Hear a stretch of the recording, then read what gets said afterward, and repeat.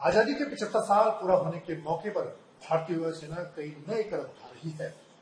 हमारे साथ air chief marshal V R Chaudhary हैं। सर, आपका स्वागत है आज तक पर। धन्यवाद। आपसे जानना चाहूंगा, एक जो बड़ा इनिशिएटिव था सेनाओं को लेकर, अग्निपथ स्कीम को लेकर, शुरुआत में जो विरोध दिखा, लेकिन अब हम देख रहे हैं कि उसको लेकर तीनों सेनाओं में जबरदस्त रिस्पॉन्स है, खासतौर से वायुसेना में। उसको कैसे आप देखते हैं? पहले तो बताएं कि हमने अनुमान नहीं किया था कि इतनी संख्या में लोग इस स्कीम को देखते हुए एनरोल करेंगे, इसमें रजिस्टर करेंगे स्कीम के लिए। और अभी हमारा अगला चैलेंज है कि जल्दी से जल्दी एनरोलमेंट प्रोसेस खत्म करके उनकी ट्रेनिंग शुरुआत करें। और इस स्कीम के तहत से जो फ्यूचर में देख रहा हूँ कि एयरफोर्स में जिस तरह हम ट्रेनिंग करेंगे, जिस तरह हम असेसमेंट करेंगे, जिस तरह हम एयर वॉरियर्स का सिलेक्शन करेंगे, सब में बहुत बदलाव आएगा। और ये स्कीम फ्यूचर के लिए बहुत मायने रखता है हमारे लिए कि हम टेक्नो सेवी लोग जो कि मल्टीटास्किंग कैपेबल होंगे, उनको हम आगे रखेंगे एयरफोर्स में। कुछ आंकड़े आप बता पाएंगे कितने नंबर अब तक आए हैं? और पहला बैच अगर हम देखें तो कब तक अग्निपथ का जो नया अग्निवीर का जो पहला बैच होगा वायुसेना में, कब बाहर निकल आएगा? हमारे 3000 वैकेंसीज के लिए अभी लगभग 7.5 लाख एप्लीकेंट्स आए हुए, और उम्मीद कर रहे हैं कि ये सारा सिलेक्शन प्रोसेस हमारा दिसंबर में खत्म हो जाएगा और मिड दिसंबर में हम पहला बैच ट्रेनिंग के लिए इंडक्ट करेंगे। एक नया इनिशिएटिव जो हम जान पा रहे हैं, अक्टूबर में जो वायुसेना की परेड होती है हिंडन में, उसको अब आप देश के दूसरे हिस्सों में ले जाने की तैयारी है। उसके पीछे क्या मकसद है? पहले तो प्रधानमंत्री ने ये इच्छा प्रकट की थी कि जितने बड़े स्तर के इवेंट्स हैं, नेशनल इवेंट्स हैं, ये देश भर के बड़े बड़े शहरों में और गाँवों में ले लिया जाए इनको। तो एयरफोर्स डे एक ऐसा इवेंट है जो कि काफ़ी संख्या में युवाओं को अट्रैक्ट करता है। तो हमने ये इनिशिएटिव लिया है कि इस साल एयरफोर्स डे चंडीगढ़ में मनाएंगे और हर साल एक नई जगह में एयर डिस्प्ले करेंगे। तो 8 अक्टूबर की परेड और उसके बाद में जो फ्लाइंग डिस्प्ले होगा, इस टाइम पहली बार सिविल एरिया के ऊपर होगा चंडीगढ़। और उसी तरह के एयरक्राफ्ट जो हम हिंडन में देखते हैं, सभी लड़ाकू और ट्रांसपोर्ट हेलीकॉप्टर सभी लोग सेट होंगे उसमें। लगभग वही उसी तरह का डिस्प्ले होगा।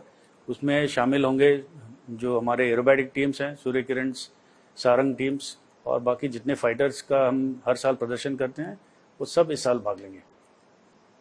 मेक इन इंडिया जो कि प्रधानमंत्री नरेंद्र मोदी का एक बड़ा इनिशिएटिव है, और खासतौर से जब आजादी के 75 साल अमृत महोत्सव मना रहे हैं, उस दिशा में वायुसेना किस तरह के कदम उठा रही? चाहे हमने देखा कि एलसी तेजस को खरीदने की तैयारी थी, और क्या बड़े इनिशिएटिव आप मेक इन इंडिया के तौर पर देखते हैं? पहले तो ये बताऊं कि हमारा प्रयास है कि भारतीय वायुसेना में हर क्षेत्र में आत्मनिर्भर होने का बहुत ही ज़रूरी है। हमें अगले आने वाले 8-10 सालों में हमारा प्रयास है कि जितने भी रडार्स हैं, surface to air guided weapons हैं, हवाई जहाज हैं, सॉफ्टवेयर सिस्टम्स हैं, सब मेड इन इंडिया हो। इसके लिए हमने काफ़ी इंकरेजमेंट दिया है एमएसएमईज को भी, डिफेंस पीएसयूज और मेजर डिफेंस प्लेयर्स जो है इंडिया में। अब जो आने वाले दिनों में जो कार्यक्रम अभी हमारे जारी हैं, 83 एलसीए का कॉन्ट्रैक्ट साइन हो चुका है। उसके बाद हम एलसीए मार्क 2 और एमकाम का प्रपोजल आगे बढ़ाएंगे।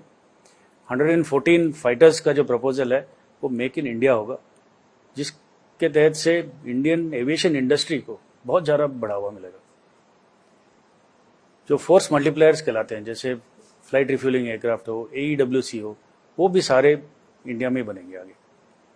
सरहद पर जो हमारी रिक्वायरमेंट है ड्रोन्स को लेकर, आपको लगता है कि उस दिशा में मेक इन इंडिया में जो हमारे कंपनियां हैं वो उसको पूरा करने की, कॉम्बैट अगर ड्रोन की बात करें, उसको बनाने की के लिए सक्षम है? बिल्कुल है। कुछ समय लग सकता है, पर अगर हम सब्री से इंतज़ार करें तो कुछ ही सालों में सारे सिस्टम्स मेड इन इंडिया हो सकते हैं। एक बड़ा इनिशिएटिव जो सरकार का रहा है तीनों सेनाओं के इंटीग्रेशन को लेकर, थिएटर कमांड को लेकर, उस पर आपकी राय जानना चाहूँ। खासतौर से जो पहली शुरुआत में डिफेंस बनाने की बात की जा रही है, उसको लेकर आप क्या कहना चाहेंगे? एयर डिफेंस कमांड के बारे में हमारा ये कहना है कि एयर डिफेंस ऑपरेशंस एक one of the many operations conducted by air force होते हैं। साथ जो जहाज एयर डिफेंस ऑपरेशंस कंडक्ट करते हैं, वही जहाज ऑफेंसिव एयर ऑपरेशंस भी करते हैं। तो हमारा ये मानना है कि इन दोनों को अलग अलग हिस्सों में बांटना हमारे इस एनवायरनमेंट में उचित नहीं रहेगा। हमारे पास इतना की रिसोर्सेस हैं और जो है वो मल्टी रोल कैपेबल हैं, तो उनको ऐसे एक हिस्से कंपार्टमेंट में लगाना कि ये एयर डिफेंस वाले हैं और ये ऑफेंसिव वाले हैं, इतनी हमारे पास लग्जरी नहीं है। तो किस तरह से आपको लगता है कि थिएटर कमांड में आगे बढ़ना चाहिए तीनों सेनाओं में? थिएटर कमांड में जिस तरह के स्ट्रक्चर्स बनेंगे, हमारा तो पूरा सहमत है इस बात से कि तीनों सेनाओं ने अभी हमारे कुछ एक्सरसाइजेस, वॉर गेम्स की प्रैक्टिस की है। उसमें से जो हमने लेसन्स लर्न किए हैं उसको मद्देनजर रखते हुए स्ट्रक्चर ऐसे बनाए जो कि फ्यूचर रेडी हो, उसमें इंटीग्रेटेड हो साइबर, स्पेस, स्पेशल ऑपरेशंस और तीनों सेनाओं के जो स्पेशलिटीज़ हैं सारे सिनर्जाइज होके हमारी जो क्षमता है उसको, जो हम कहते हैं, सिनर्जिस्टिकली बढ़ाया जाए थ्रू दिस थिएटर कमांड। एक सवाल सर, सरहद पर जो वायुसेना के सामने चुनौतियां हैं, सेना के सामने है, लद्दाख सरहद पर हम देख रहे हैं कि पिछले 2 साल से जिस तरह का गलवान के बाद तनाव रहा है, हाल में हमने देखा कि दोबारा से चीन की, खासतौर से उनकी एयरफोर्स से उनके लड़ाकू विमान हमारी सरहद पर घुसने की कोशिश करते हैं, जिसको वायुसेना ने नाकाम भी किया है। उसको लेकर किस तरह की चुनौती आप देख रहे हैं और ये क्यों इस तरह की चीजें हो रही हैं? गलवान के बाद, जून 2020 के बाद हमने काफ़ी रेडार डिप्लॉयमेंट की थी वहाँ पे हाई ऑल्टीट्यूड एरियाज में, ऑल अलोंग इस LAC। और जैसे जैसे हमने पाया कि चाइनीज़ एयर एक्टिविटी वहाँ पे बढ़ रही है, तो हमने भी हमारे रेडार डिप्लॉयमेंट्स और surface to air guided weapon deployment हमने भी बढ़ा दिए वहाँ पे। तो हम सिचुएशन का on A daily basis assessment करते हैं और उसके अप्रिसिएशन के अनुसार हमारी भी डिप्लॉयमेंट, काउंटर डिप्लॉयमेंट चलती रहती है।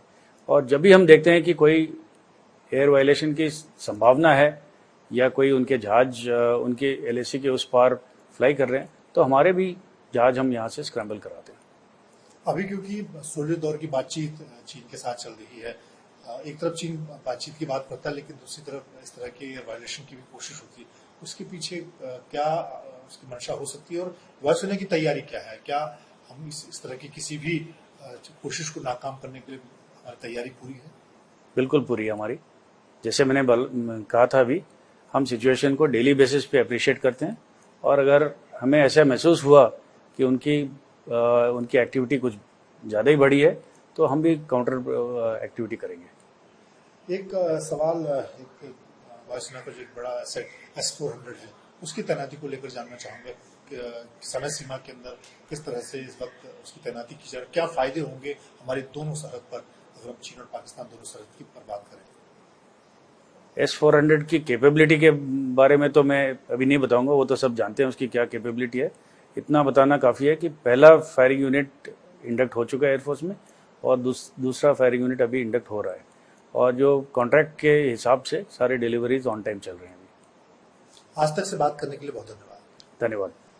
वायुसेना प्रमुख air chief marshal VR Chaudhary ने आजादी के 75 साल पूरा होने के मौके पर वायुसेना किस तरह के नए कदम, चाहे मेक इन इंडिया की बात की जाए या दूसरे सरहदों पर जो वायुसेना की जिम्मेदारी है उस पर किस तरह से वायुसेना मुस्तैद है, इन सभी मुद्दों पर बात की। कैमरा दीप गुप्ता के साथ मंजीत नेगी।